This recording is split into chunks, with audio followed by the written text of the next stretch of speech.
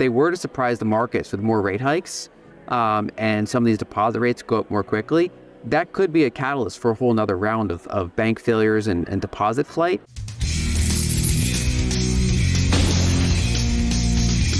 In today's video, Lyn Alden, an investment strategist and macroeconomist, warns that once the debt ceiling is lifted, Janet Yellen will need to refill the Treasury General Account.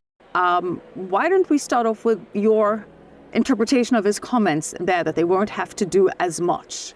So I think there's kind of two sides of it. There's what he's saying, and then there's kind of the underlying surface of it. So I think what he's saying is correct. That basically, it's not just about rates, it's also about the rate of money creation. And if banks are liquidity constrained, if they're risk off, they're less likely to make loans, and that actually slows the economy. So I think on that front, he's correct. I think a subtext there is that because of how quickly they raised rates and how much damage they did to the banking system, basically they ended up raising rates faster than most of us thought they would in an effort to try to control inflation faster than, they made that their whole priority. They've created this financial instability. And now they're kind of in a situation where they have trouble raising rates as quickly as they have been, even if they wanted to, without causing more issues. And so I think that they're both trying to justify why they're going to slow down their rate hikes, and then kind of just setting expectations around the fact that they can't really do it. Because if you look at this, if you look at the 1940s, when they were trying to come off the zero bound, right? So there's all this debt in the system, they were on the zero bound. And the question is, how do you get off of that? Because it's very, very hard to do. We've had 40 years of lower highs and lower lows in terms of interest rates. And now they're trying to break that pattern. And what they showed in the 1940s is they had to be gradual with it. Because if they went too quickly, we're kind of seeing today what happens if you do it too quickly. And I think these past months have shown somewhat of a ceiling on how quickly they can do it. And so I think now they're forced to go a little slower, a little bit more measured. And then they now have to justify that narrative and see if that thesis plays out that credit contraction is enough to offset inflation. Markets are largely expecting a pause in June. What's your read on that? So I think that they don't want to surprise markets. So I think if they were going to raise rates, they would start hinting at it ahead of time and set markets up for that potential hike.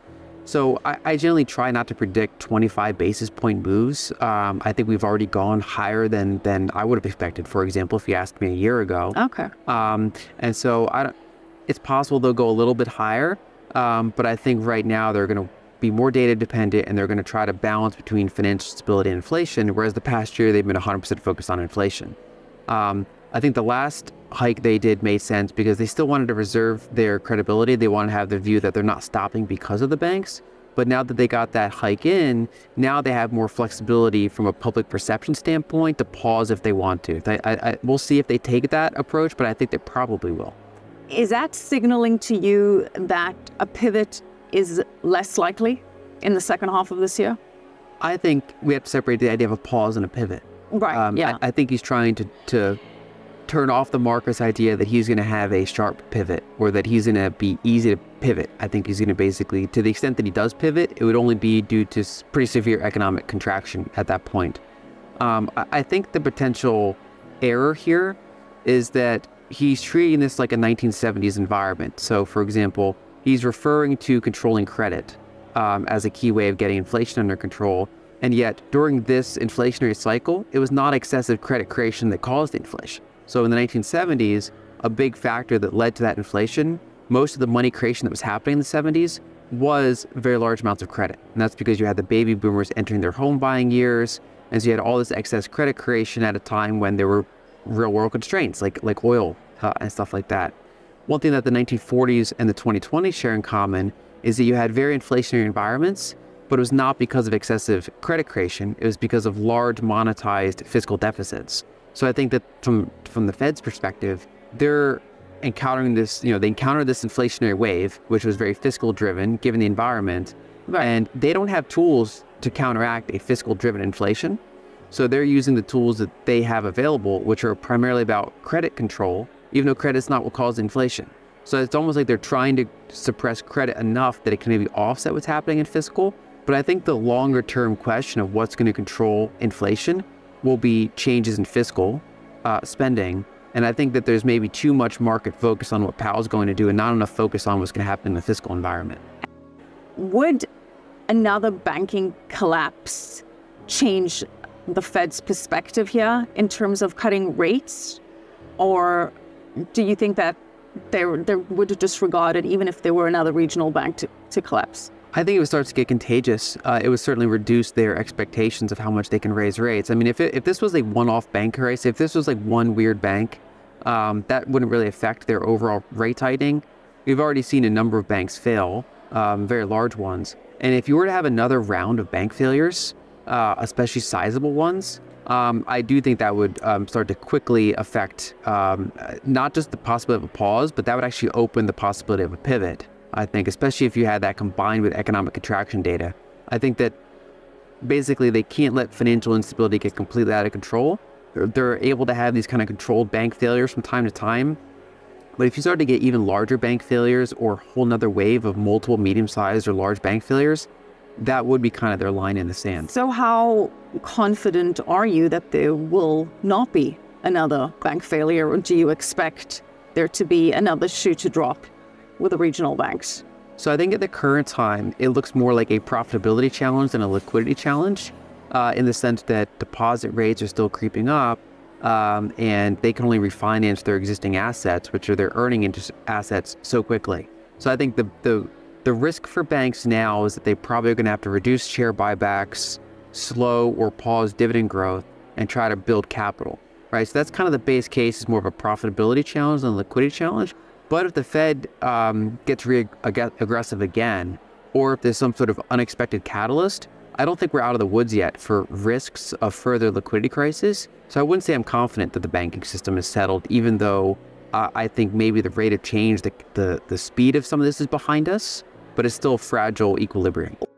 And has that sentiment been calmed down with the FDIC saying that they're practically insuring deposits endlessly? Or do you still think that people banking at small regional banks are still monitoring developments and potentially moving their money out? So I think ones that are under the FDIC limit, we're not seeing a lot of deposit flight. We've also seen data from some of the biggest regionals, like the super regional banks, and they're not showing signs of deposit flight, even though they're some of the ones that have pretty significant unrealized losses on their securities books. And so I think we're seeing a slowing down of this deposit flight. Okay. And the question is, does the Fed want to risk causing potentially another round? If they were to surprise the markets with more rate hikes, and some of these deposit rates go up more quickly, that could be a catalyst for a whole nother round of bank failures and deposit flight. So I think I think they're signaling with what Powell said, that they do want to now pause, or at least very cautiously move forward with tightening. And I think if they stick to that, they have at least a decent chance of causing still a bank profitability challenge, but maybe no longer a bank liquidity challenge, which is a worse challenge. Well, other elected officials could also play a big role in this, meaning senators and the House, as they're clashing with the debt ceiling. An impasse is currently the status quo, but we have played this game before where both sides hold out. How do you see the debt ceiling playing out? So general consensus seems to be that they're going to come down to the wire and then make a deal. I think the risk is that the market might be underestimating the probability of going days or a week over that line and having some sort of technical default for a period of time. For me, because I'm not a political strategist, I don't have a lot of insight in the probability of those outcomes, but what I am focused on is what happens after the debt ceiling. I think there's so much focus on the debt ceiling itself, there's not enough focus on what happens after the debt ceiling. And so for the past 6+ months, the story's been Fed quantitative tightening, raising rates, but something that's not been covered enough is that the Treasury has actually been offsetting a lot of the Fed's tightening. The Treasury has been emptying their cash account into the financial system. And partly that was because they had too much cash in their account to begin with compared to their target. But then starting in January, the debt ceiling actually made them lower their cash account. So when they were in a situation where they were no longer able to issue new debt, one of the ways that they deal with that is they say, okay, we have an existing cash balance that we can begin drawing down. And so their target is to have about $500 billion in that account at all times. In their preferred environment, that's what they would do. But in recent months and weeks, they've drawn that down to under $100 billion, which is way below their target because they still have bills to pay, but they're not able to issue debt. And ironically, while that's happening, while that cash is draining out of this Treasury void and back into the financial system, it's actually offsetting a lot of the QT that's been happening. So they're nullifying each other, they're canceling each other out. Exactly. They're nullifying each other. But then the question becomes, when they actually solve the debt ceiling, if the Fed wants to keep doing quantitative tightening and the Treasury is no longer emptying its cash account because it'll be practically empty, and then if they want to refill their cash account back up to their target, then it's like a double negative for liquidity, because they're actually joining the Fed in pulling liquidity out of the market. And I think that's where you could get breakage. If things surprise to the upside in terms of how bad they get, I think it would be because the Treasury does not manage that refilling process well. If they, for example, if they shorten the average duration of the treasuries that they want to issue, then they can probably handle it more smoothly, because they can probably get money out of the reverse repo market and into their T-bills.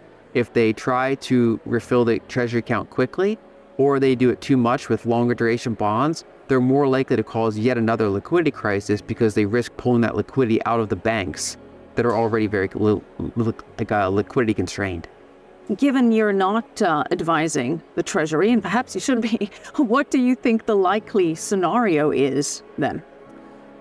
I think they're likely to try to refill it more slowly than they otherwise. So they will hopefully, but I don't have political insight to what extent Secretary Yellen is monitoring this liquidity situation. It's not something she brings up regularly, and so there actually are a number of traders that are concerned that maybe they don't fully get the liquidity implications they can have for the market if they try to refill that too quickly. You said breakage could happen if the Fed tightens and the Treasury starts to refill, as you say, at the same time. Expand on the breakage idea. I think the closest example would be September of last year. So for much of 2022, net liquidity was headed down because Fed was doing quantitative tightening. The Treasury was not offsetting it for most of the year. And you started to get very liquid U.S. Treasury markets. So you had, the MOVE index was super high. Auctions were kind of sloppy, Treasury auctions. And then it was even worse in the UK. You actually had the gilt market basically break and require unexpected QE temporarily by the Bank of England to stabilize it. But all the attention was on the gilt market, and there wasn't enough attention on the fact that the US Treasury market was kind of only a step behind. It was very fragile in that moment. But when the Treasury started drawing down its cash balance and offsetting that, it actually reprieved a lot of it. So by breakage, I mean almost like a replication of those conditions, where you would probably see a higher MOVE index, you'd probably see weaker Treasury auctions, you probably would see a stronger dollar, because the dollar generally benefits from a weaker liquidity situation, until you had some sort of dysfunction show up in the Treasury market or in adjacent markets, or another round of bank failures. And then you'd probably have to have some sort of change either with the Treasury, how they're handling their cash refilling, or with the Fed. They might have to end quantitative tightening, or they might have to take other sort of measures to prevent that breakage.